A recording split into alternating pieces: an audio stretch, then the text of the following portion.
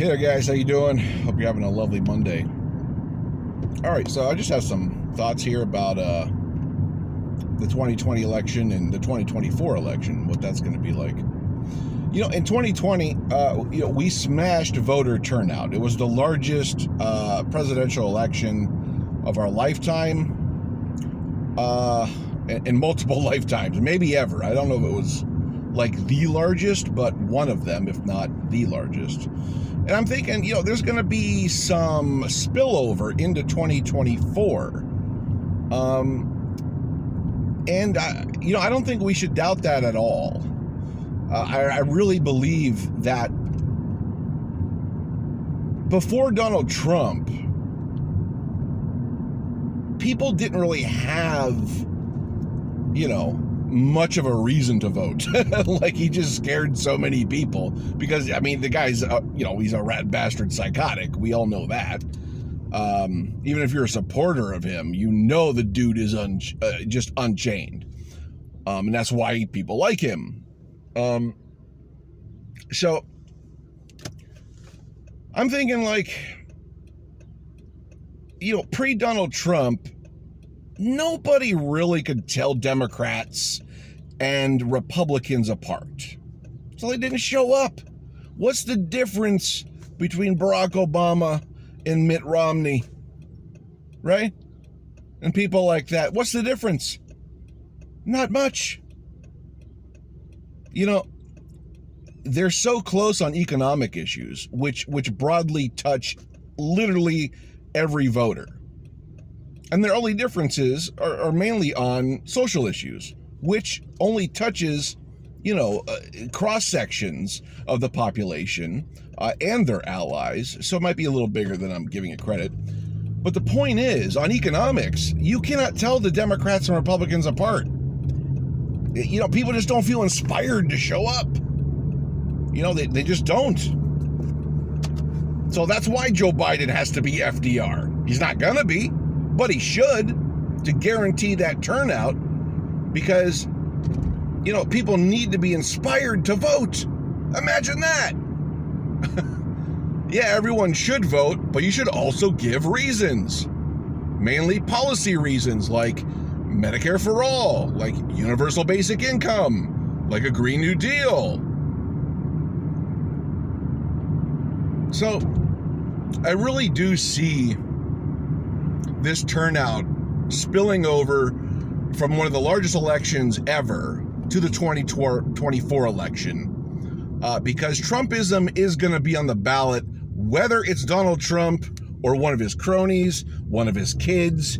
It's going to be Trumpism. You have to understand, Trumpism is the platform to win in the GOP. Mitch McConnell is going to try everything he can to make that not so, but it's not going to work. The majority in the GOP are Trumpists. So Mitch McConnell has a big hill to climb on that. But I just see the turnout in 2024 being absolutely huge. It'll probably be the second largest because we're not done with Trumpism. We haven't killed it yet. Trust me. It's still lingering around. It's still festering like the cancer that it is. And we're going to have to show up in the midterms in 2022 and obviously in 2024 to flush it down the drain. And I call on all communists, socialists, social democrats, independent, left-leaning people, and liberals of all kind to build this united front against the fascist GOP in the midterms and in 2024. So this is one thing I've been pushing, is a united front, because we're at the point where the GOP needs politically dissolved. We all know this. You cannot reform fascism. It's an end point. You just can't reform it. As much as the Democrats suck, they can be reformed. They can be reformed to socially democratic positions. But the GOP is a lost cause. The bipartisanship fever dream is a lost cause. supporting the GOP is a vote for authoritarian fascism.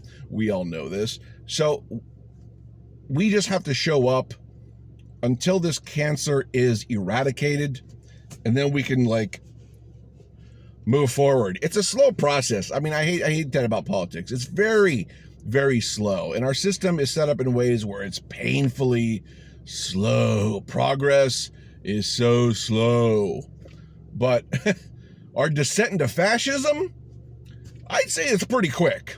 Ever since Reagan, the last 40 years have been a steep decline into authoritarian fascism. Donald Trump isn't an anomaly. He's the expected result of having libertarians in power at the highest, political positions in the world. You're just going to breed this inequality. You're going to breed this hatred of government.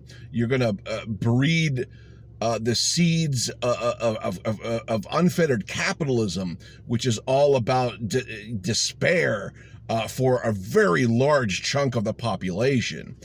So those seeds have been sown. They have taken root, and now it's harvest time, bitches, because we're pissed off. And we all have to get in line. Like I said, communists, socialists, social democrats, liberals, and left-leaning independents, okay, have to have a united front against the GOP, okay, until they're gone. We have to. It's just, history is trying to repeat itself. We have to be there and show up to make sure it doesn't. Don't like it? I don't really care. That's just the way it is. We have to work with it.